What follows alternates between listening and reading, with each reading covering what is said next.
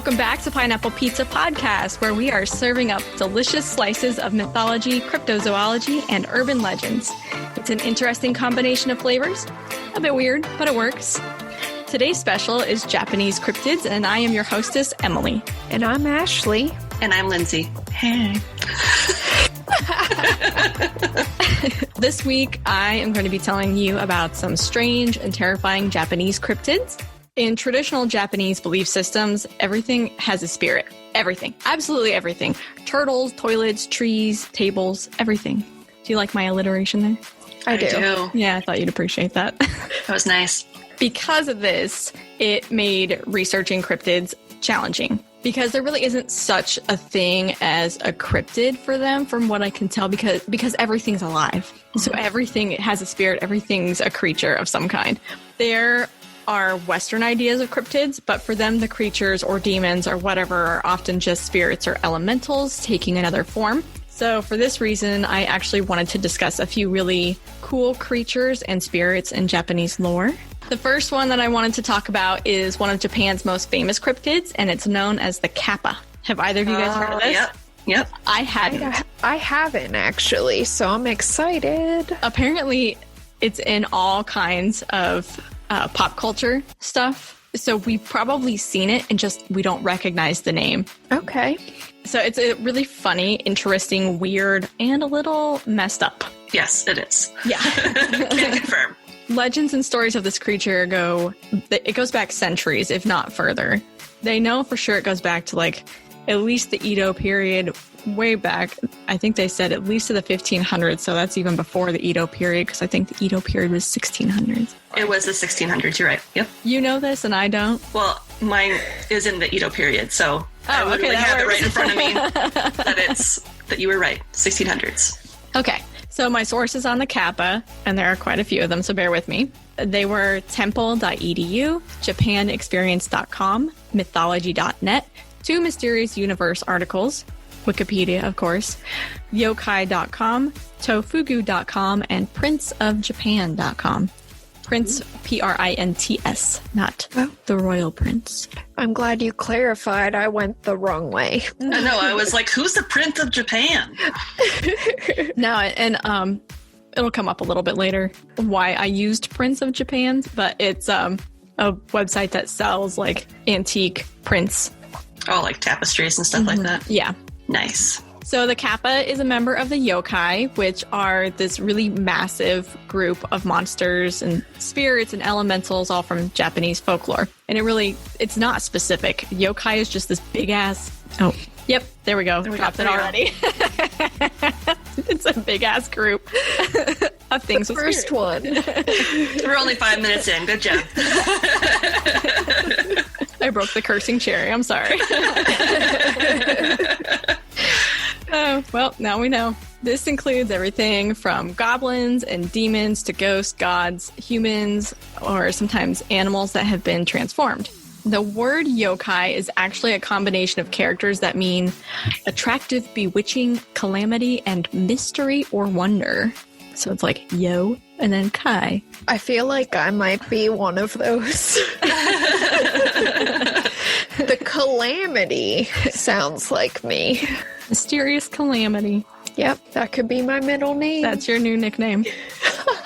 If you were a stripper, it was Mysterious Calamity. She just gets up there and knocks I've always over. wondered, and now I know. Mystery solved. Everybody needs a stripper name. So, what are Kappa? Amphibious demons, imps, or water deities, and they love freshwater, like rivers, lakes, marshes, etc. Young Kappa often live in family groups, but adult Kappa are often solitary, though they may befriend other yokai. So they don't hang out with other Kappa, but they'll find other yokai to hang out with. And there are so many of them, so it's probably not that hard. They're very small creatures, usually 5 feet or shorter, generally described as being no larger than a child. So they describe 5 feet or shorter as being no larger than a child, but Japan is mostly 5 feet or shorter. So it's basically the same thing as being an adult in Japan, but it's a child here, which is my height. I am the same size as a Kappa. I'm only slightly taller than a Kappa, so it's good to know. than the average height of a kappa. Who knows? Okay. You might be a freakishly large kappa. We don't know. I had a lot of milk. So this is probably why they're also known as a water child, which is one of the kappa's many nicknames. There's a ridiculous number. It was something like 80 or more nicknames that it's known by. How do you keep track of them at that point? How do you know what you're even talking about? Yeah. So the other characteristics, the descriptions, they can vary a bit from region, which is pretty typical. When you have something that's like a cryptid that's nationally recognized, but you have different regions that have their own takes, kind of like the Wendigo in North American, Native American culture. I was just thinking that. Mm-hmm. And it varies a lot. They have certain base stories or characteristics that are the same across the board, and then everything else is like whatever works for the region. Yep. Usually they have a humanoid form that may be seen as bipedal or quadrupedal, and they have yellowish green or blue skin that might be scaly like a reptile's or smooth and slimy, more amphibian-like. Sometimes the skin is described as removable, which is freaking nasty. Ugh. I'm grossed out. That just reminds me of something from Lovecraft Country that I don't want to think about right now. Okay, well then we'll move on to something a little... It's still gross, but it's not as gross. Okay. Yeah. So they have a beak, sometimes with teeth, sometimes without. And even the teeth vary in description. Sometimes they're described as shark-like. Other times they're just kind of like cat teeth or fish teeth. And I don't know. I think it'd be funny to see a beak with a whole bunch of human teeth in there, like a cartoon. Kind of like a Ninja Turtle. Yeah. I just feel like that would be hysterical. They have webbed hands and feet and a turtle-like carapace on their backs. And they stink of fish, which is no big surprise because they're water-dwelling. So unsurprisingly, with webbed hands and feet, they're really fantastic swimmers, but they're really clumsy on land. Yeah. But still, even though they're small and clumsy, they are stronger than a full-grown man. So they're the same size as me, but stronger than a full-grown man. They swim all the time, so... They swim all the... Yeah. What do you think? They're like the Michael Phelps? I was just thinking that. I was like, they're the Michael Phelps of the yokai. Oh, this is one of my favorite little facts about them. Some of the traits that I thought were the funniest were described on yokai.com, which said that kappa have 3 anuses, which allows them to cut 3 times as much cheese as humans. And it's like some weird, I don't know, something that they really enjoy. They like having 3 anuses and farting a whole bunch. And JapaneseExperience.com, which said that they have extendable arms like Stretch Armstrong. That last part's me. Because I was thinking Inspector Gadget, like Go Gadget arms. That's great. Okay. I just pictured like Stretch Armstrong, but when the arms get really too stretched out, so they're just kind of like. Probably not as good for swimming. So we have super short, very stinky, beak with teeth, webbed hands and feet, a shell, 3 buttholes. Yes. Which, honestly, that's probably helpful. Let's be real. There are some days that 3 buttholes would make things a lot easier.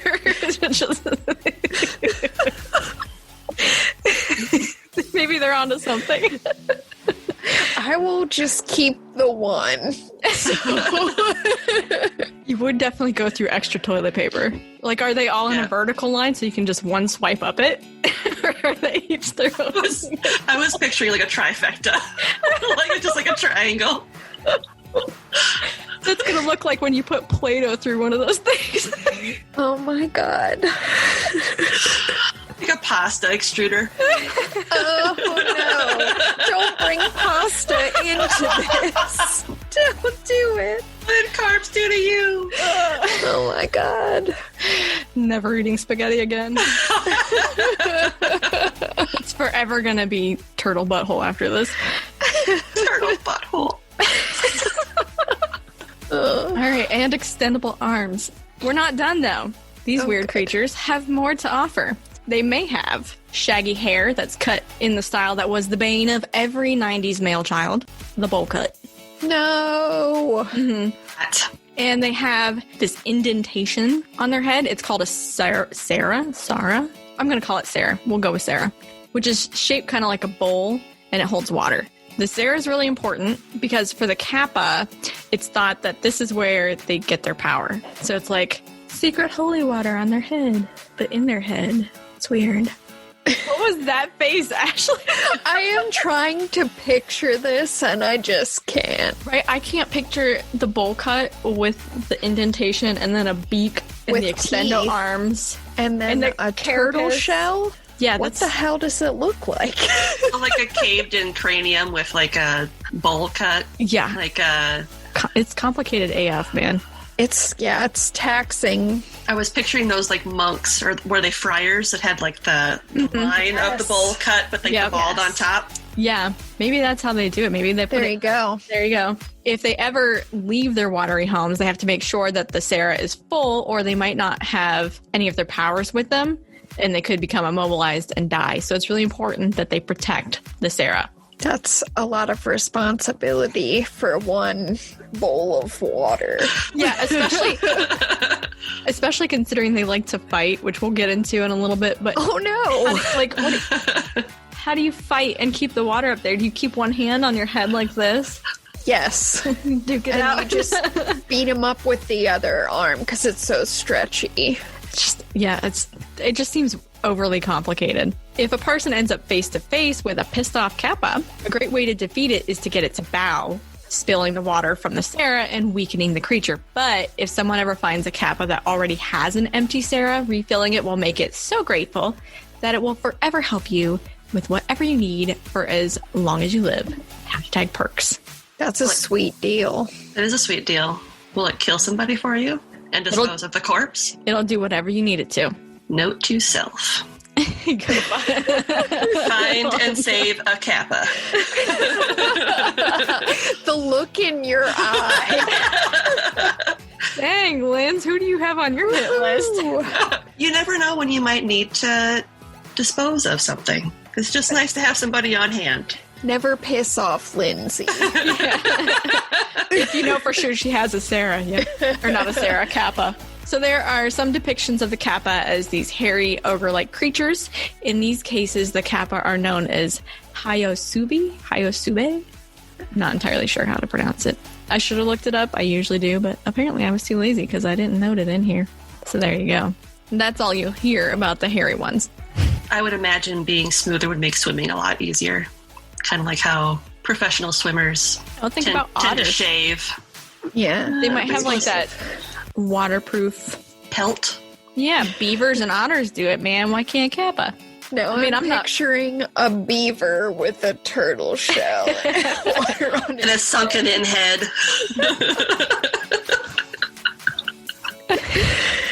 The first time I read hairy Kappa, which is just funny to think about hairy Kappa. Personality-wise, the Kappa are kind of, I'm going to curse again, they're assholes. They're mischievous. They often they're seen as pranksters or trickster spirits, and they can be very dangerous or even deadly. In short, to just kind of summarize it, they're depicted as both good and evil.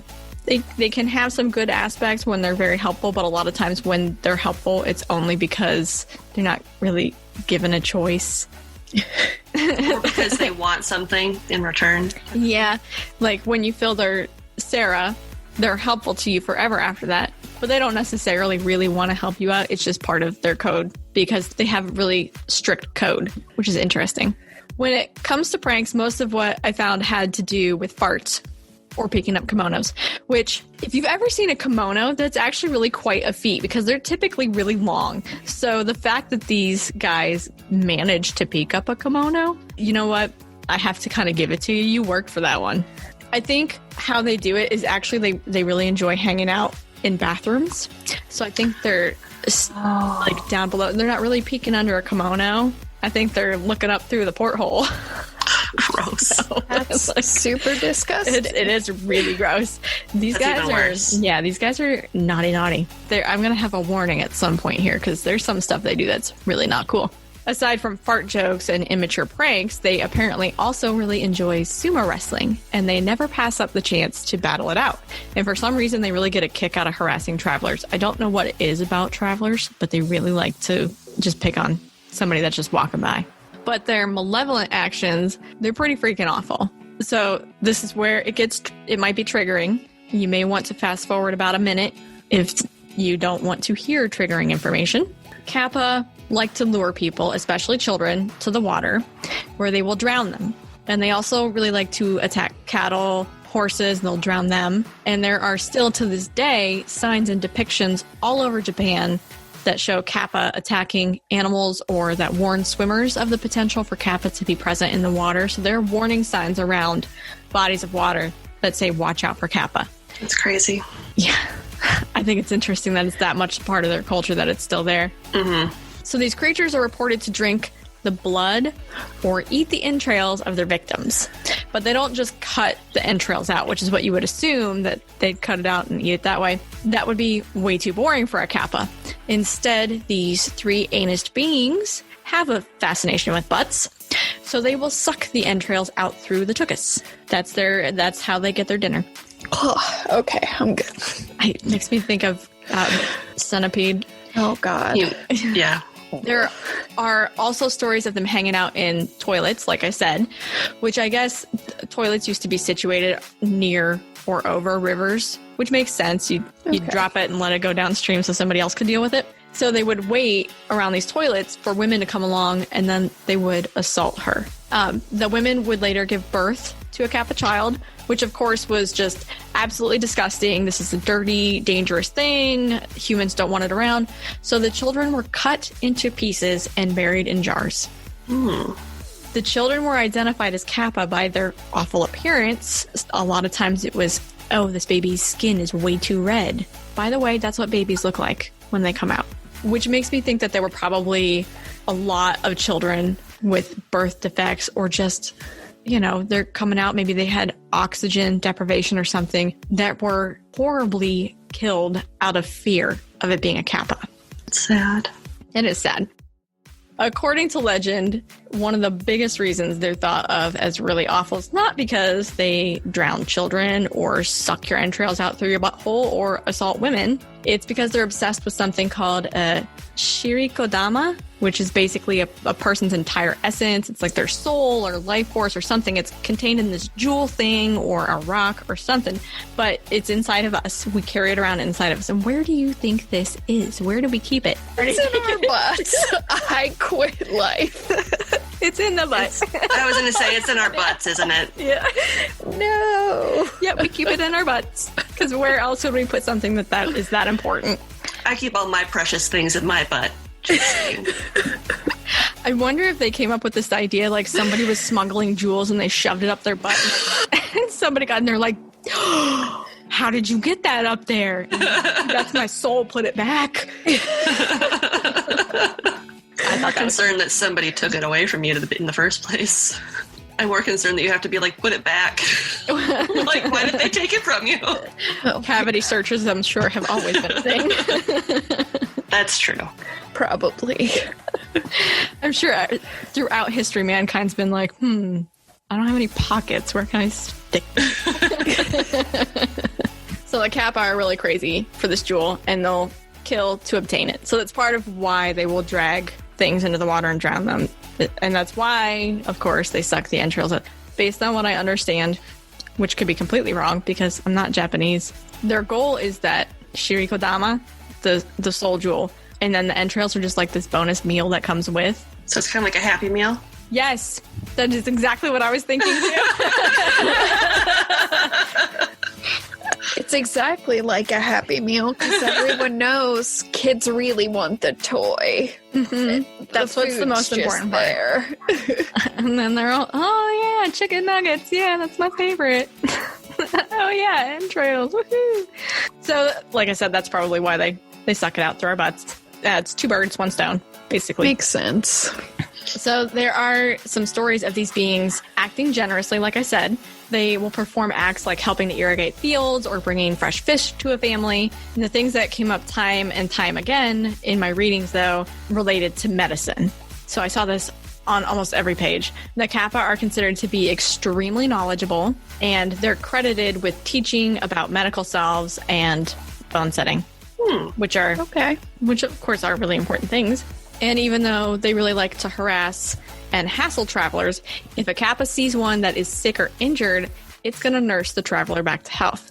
My only question is, after it nurses it back to health, does it then harass the traveler? That's a good question. It's like, or suck its entrails out of its butthole for its buttstone. Oh, are we calling it the butt? The butt stone. I'm sorry, the spirit butt stone. The soul butt stone. Yes. Sorry, Japan, as Americans. So now that we know what they look like, and we know some of their good and their bad deeds, let's talk about how to defeat a kappa. Yes. There are many ways to battle a kappa, appease it, or trick it. You could take different routes depending on your mood or the situation. Two really common ways are to use its biggest weakness against it. First, the kappa. They love cucumbers and other cucurbits and melons. It's said that they enjoyed this more than devouring children, which I would say is probably good. I would hope. I'm going to go with good. Good. Okay, Say yeah. Definitely a plus. Cool. I'm not the only one. A traditional way of protecting families during the Edo period. Hey, there it is. I do have a date here.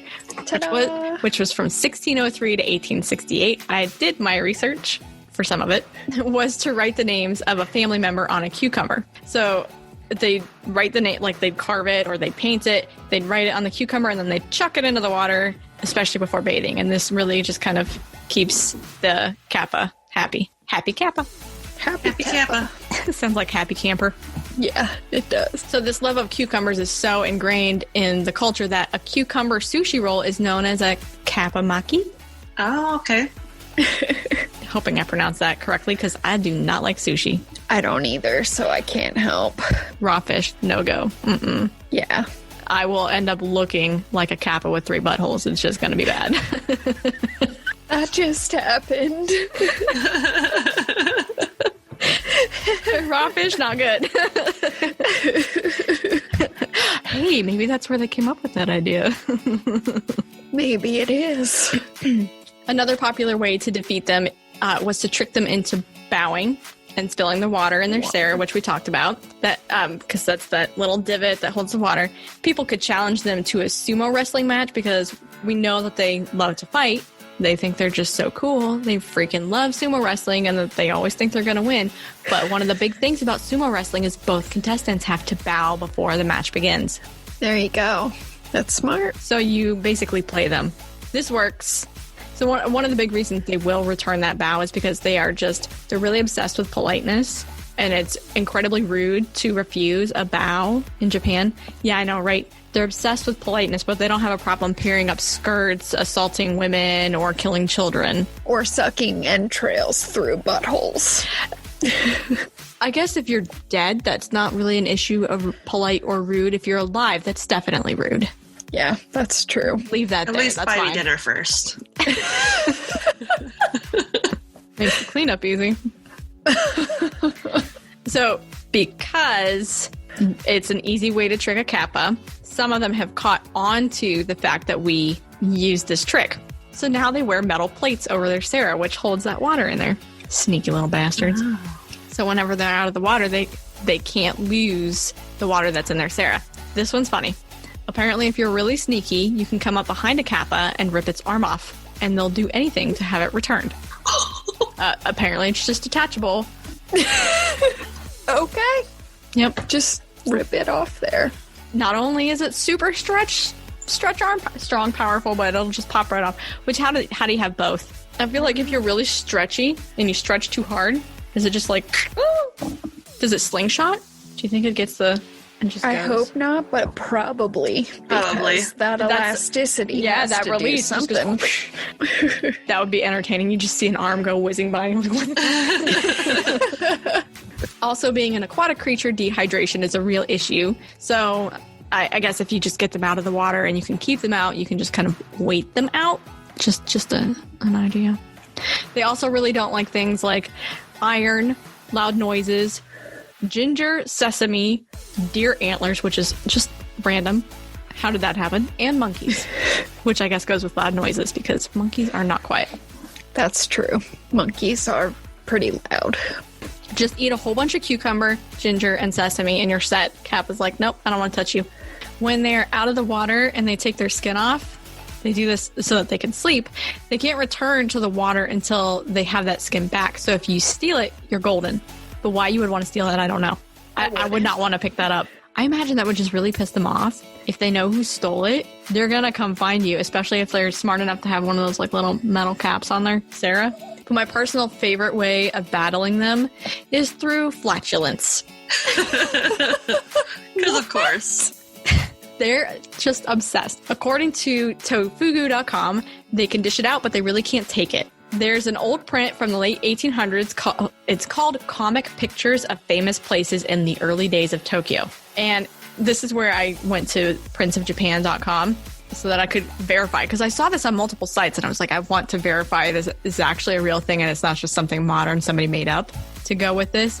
But no, it's from the late 1800s. So it's been around for at least 100 years. And the print depicts a Kappa control method. And it's this guy that's bending over and farting into the face of this absolutely horrified Kappa. The Kappa's like, no! It's hysterical. Have you ever seen the video of the guy that's swimming in the lake and he thinks he's going to fart, but he poops and there's that trail behind him? It looks like that. No. It'll look like that. Oh, God. And there's some woman that's bowing in the background behind this guy, like shielding her face from everything that's happening. Which I thought was pretty funny. Yeah, obsessed with farts and butts, apparently. Would jarred farts work? There you go. So, because they've been in Japanese culture for so long, Kappa pop up all over the place. There are festivals and shrines to the creatures. There are even multiple temples that claim to have mummified remains of Kappa. But as far as I know, none of them are on display. So you can't go see the Kappa bones. And it's probably just mummified animal or person. But it's really, it's revered. It's a spirit. Kind of like a water god. They are regularly featured in pop culture. Everything from sake brands to credit cards. And of course, movies, TV, and video games. They are found, unsurprisingly, in the popular cartoon Yokai Watch. Yep. Oh, I wonder Makes why. sense. Yeah, right. There's also a character in Animal Crossing called Captain, which is, in Western cultures, it's just this turtle, but in Japan, it's depicted as a kappa. Oh, that's cool. So I thought that was really interesting because that's so popular right now. But this is the reference that I could relate to the most because I'm old. And I think you two probably being almost as old or slightly older. Sorry, Lindsay, ancient. Yeah, I'm basically the crypt keeper, let's be real. You have a year on me, yeah. Oh, stop. In Teenage Mutant Ninja Turtles 3, when they go back in time to feudal Japan, the people in the movie viewed them as Kappa. Okay. I vaguely remember that, yes. And there are a whole bunch of theories about what might have inspired the Kappa. What makes people believe in these creatures? Was there something real, or is it just lore? What's going on? Sorry. One that I personally think is really unlikely is that villagers got confused about macaques bathing in rivers and thought that they were river monsters, which is just dumb because macaques are freaking loud. They're covered in hair. I mean, and they're all over Japan, aren't they? Or they're at least in the highlands of Japan. So they're common enough that people there would have known what the freak a macaque is. Mm-hmm. So I think that one's dumb. We'll throw it out. Get rid of that one. Sorry, whoever thought of it. You were dumb. Doesn't make sense. A more reasonable natural creature explanation is possibly the giant salamander. The Japanese giant salamander can grow up to 5 feet long. What? Which I would not want to run into that. That's as big as me. It does regenerate its skin, and they apparently stink. They're also carnivorous and common to the same kind of waterways that Kappa are reported in. So that makes sense. I think that that's plausible. Now I'm just picturing a giant salamander with a bowl cut. That climbs out and is like, let's wrestle. A supernatural explanation is that they might be aliens. Oh.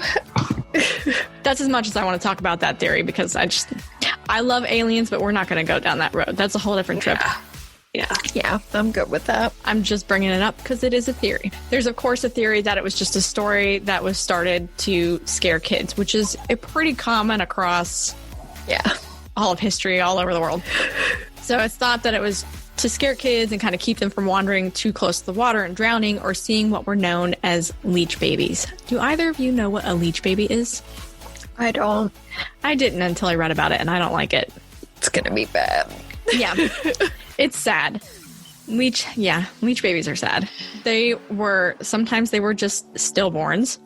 Other times they were young children whose family couldn't afford to raise them, so they would be killed. And in either case, they were disposed of in the water. That was a really common way to dispose of things. Just throw it in the water and get rid of it. Which is dumb, by the way. If you're throwing it into your fresh water, you're spoiling your fresh water, dum-dums. Also, this is a person. So there's the belief that parents would use the tales of the Kappa as kind of like a boogeyman to scare kids away from seeing it, which it was common enough that I could absolutely believe this. Yeah, that makes sense. Even so, the Kappa are still so commonly reported that it is considered to be like a legitimate cryptid. Kind of like Bigfoot. There are enough reportings of it that it's really considered a cryptid, not just mythology or urban legend, or heard a little bit about it, but we don't have nobody's ever seen it kind of thing. There are actually quite a few contemporary-ish witness accounts, but I just chose a few to share. So there's a report from the 1970s of two officers who were driving down a country road near dusk when they saw this hunched over figure of what they thought was a child. But when it stood up, they realized that it definitely wasn't human, and it's described as looking like a cross between a monkey and a frog that had piercing eyes and ratchet claws. Ooh, so this thing, creepy. Yeah, it looked at them, made a chattering noise, which just grosses me out. I don't like chattering noises. And then it walked off into the woods on two legs. Ew. So chattering noise kind of sounds like something a monkey would do. Mm-hmm. Yeah. Which they said it looked kind of like a monkey, so maybe. According to Tyken.com, in 1991, a family came home to this really stanky house. We've all been there. When they inspected their home, they found more than 30 wet footprints. But they weren't just wet, they were orange and about 5 to 6 centimeters long. Well, no, it didn't specify length. It didn't say whether it was long or wide, but they were 5 to 6 centimeters. Either way, that's tiny. It's only about 2.5 inches if you're American. It's really small. Tiny, but there were 30 of them. So this has to be an itty-bitty animal. This doesn't sound like the normal description of a Kappa to me.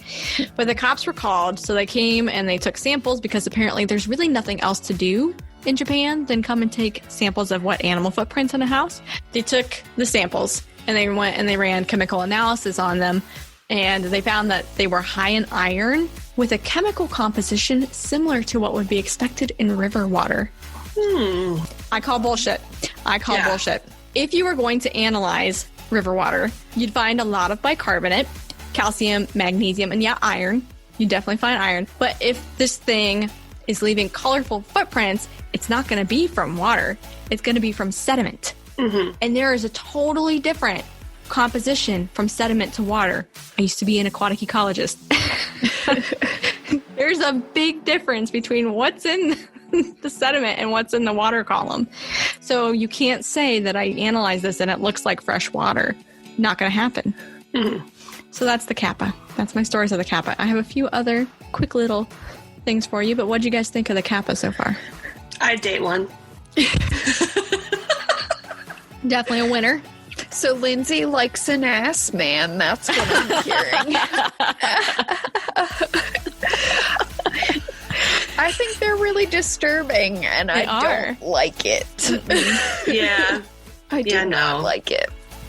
There are aspects to it that are just so funny from a person with a very immature sense of humor, which is me. The buttholes. Everything with buttholes and farts. I cannot stop laughing. But then there are parts of it that are so freaking dark. Yeah. Mm-hmm. That's the problem. It would be fun otherwise.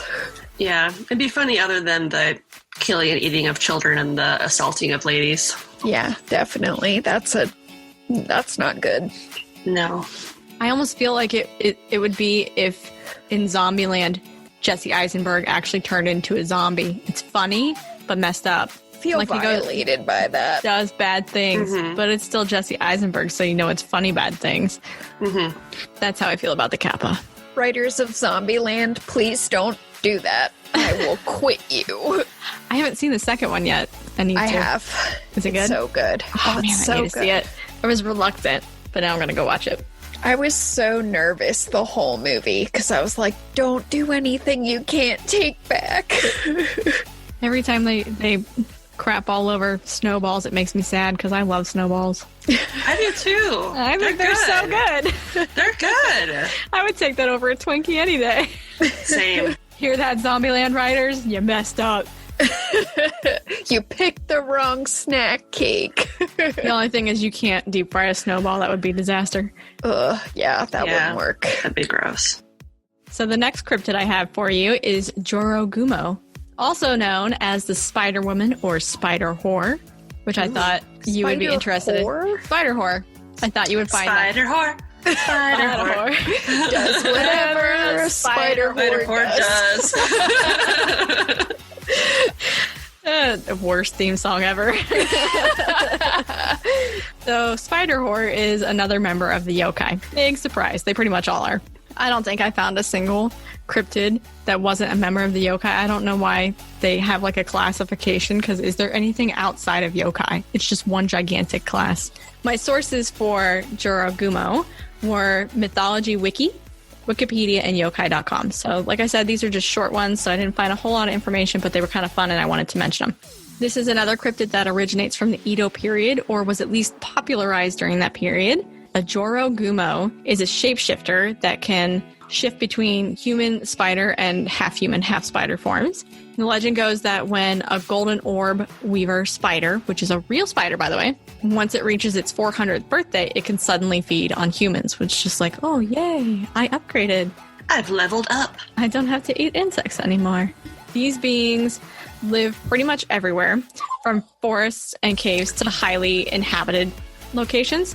And when they're in spider form, they're usually quite small, 2 to 3 centimeters or about an inch. So they're really, really tiny when they're spiders. But they can get much bigger. So even the real golden orb spider thing can get pretty big. They're pretty. They're pretty. They are. They're really vibrantly colored. They have these really bright, beautiful colors. They weave these really strong webs, both in reality and in lore. So they're cool. By the way, they have become invasive species in the U.S. Big surprise. Quit sending your shit over here, Japan. We have enough bad things. We don't need more. Joro-gumo are extremely intelligent, they're solitary, and they're cruel, preferring to prey on handsome young men who are seeking love. When the yokai transforms into its human form, it's said to be an incredibly beautiful young woman that's really Spider good. Whore. Yeah. That's where Spider Whore comes from. It's really good at deceiving men, and it lures them into her web, which the web's so strong the men can't escape. So then they use this powerful venom to very slowly kill the men, allowing the Spider Whore to savor the prolonged and painful deaths of their victims. That's toxic. After the Kappa, I'm not surprised. Well, the whole time you were describing like how she like lures the men into her super strong web, I was like, that's what she said. Is that what we're calling it now? All right. 2 words: tentacle porn. You know what? Oh, don't go there. You know what I'll give them is they are creative. They definitely are. And some of the stuff they come up with is great, and I love it. And other stuff will haunt me forever. Yep. Thanks, Japan. Jorogumo also have the ability to manipulate and control other lesser spiders, including the fire-breathing spiders, which they'll send them to people's homes that suspect them, and they'll sick them on that house and have them burn the house down. Arson spiders. I like it. Everybody needs an arson spider. You're gonna because then if the house burns down, you're just like, well, there was a spider there, so we had to burn the house down. So made sense. It does to me. I would burn the house down. This house is dead to me. Kill it with fire. There are stories of the Joro-gumo disguising itself as a woman carrying a baby, seeking help, but the baby's actually an egg sac, which is gross. Are they carrying that in their arms, or they put it on their back, or what? I think Ashley does not like this part of the story. Ashley hates this, but I'm sorry. Okay. It's okay. It's not real. Everything's fine. Yep. River didn't like that part either. River is just a demon. Aw, poor little River. Other times, the being it disguises itself as a beautiful woman, it's going to play an instrument to lure a man to it. And then when he's distracted, it'll wrap him up. So apparently guys are really easy to distract. I don't think that's that far off base, though. Let's be real. I'm just picturing her like playing like a sweet pan flute solo. Yeah, she uses this instrument that's kind of like a Japanese lyre, from what I understand. Okay. Okay. So she'll play that, but she's obviously sitting in front of him. She's gorgeous. She's playing something. He's paying attention to her. He's wrapped up in what's going on. So then does she have like this one spider arm that comes out and like wraps around when he's not? So he can't. I don't know. I don't know how that works. Does she sick her lesser spiders on him and they wrap him up and then she's like, ha, ha, ha. Maybe it's that. That would make sense. So the story that I found most frequently that related to her, these are some older stories. There's nothing that I could find that was contemporary. It's of a woodcutter that went to a waterfall, and in one version he fell asleep and the she wrapped his legs. The spider whore. Spider whore wrapped his legs with webbing, but when he awoke, he knew what was up, and he really quickly cut the strings and then tied them around a stump, which was then pulled into the water. She ripped it and pulled it into the water. So he goes back to his town, and the locals become really scared of the area. Nobody wants to go around there, but a logger from out of town comes by, and he does what loggers do. So he goes into the forest, and he's trying to cut down the tree, but he drops his axe into the water. So you know how at the bottom of waterfalls there's like a little pond. So he drops his axe, and then he goes in after it. Don't do that. He doesn't know what's going on. He goes in after it. So he gets into the water, and when he's down there, he comes face to face with this stunningly beautiful woman who handed him his axe and told him to never tell anyone what he'd seen. Which, how many guys actually keep secrets? None. I was just going to say, he told everybody. So he did all right for a little while. But as is always the case when somebody tells you not to tell anybody else something, if somebody's telling you to keep this a secret, there's going to hit a point where you're like, I really need to tell somebody. If they didn't say you need to keep the secret, maybe you wouldn't tell anybody because they're going to think you're crazy. But the minute somebody says, this is between us, you're like, damn it. So, it's like Andy in Parks and Rec when he can't keep anybody's secrets and he has to keep the secret that she's pregnant. Yeah. Do you remember? It's exactly like that. Yeah. And he's like freaking out, and he almost tells like breaking a sweat. Yep. Starts telling all these lies. Yep. It's just like that. So at some point he eventually he has to tell somebody, and he does. He spills everything, and he's so relieved that he gets to spill it. And he's like, this is great. Goes to sleep, never wakes up again. Oh no. Oh no. Another version of the story that's really similar is that the original woodcutter saw a beautiful woman by the waterfall and he fell in love with her. So he'd go to see her every day, but the more that he went to see her, the weaker and weaker that he became. And so this local Buddhist monk suspected it was the doings of a spider whore, because I'm not going to try to say it again. It's just not happening. Yeah. So he went with the woodcutter to meet the woman. And when a web came out of the pool and reached for the woodcutter, the monk just starts yelling and freaking out and shouting these curses or prayers or whatever, and the thread disappears. But the woodcutter's so in love that he kept returning anyway, until one day he became entangled in the web and was pulled under, never to be seen again. So she's like a siren, but a spider. Kind of, yeah. Okay. So how do you kill a spider whore? Any thoughts? Salt. No. I don't know either. I couldn't find anything. I don't think poison's going to kill it. Probably not. I did see a report that you can see its true form in a reflection. So if you carry a mirror with you everywhere, at least you're warned about it. The only thing that I could think is to do what you do with other spiders like Ashley does, is just burn it. Mm-hmm. Carry some lighter fluid with you and a Zippo and just light that sucker on fire. I'm down for that. Let's do it. There you go. And then my last little one here is really short. It's called the Ittan-Momen. It's really brief. It's all about Tsukumogami. I'm going to try that again. It's a Tsukumogami? No, I can't say it. It's known as Ittan-Momen, which is essentially this evil cotton wrap. And I thought this was so funny.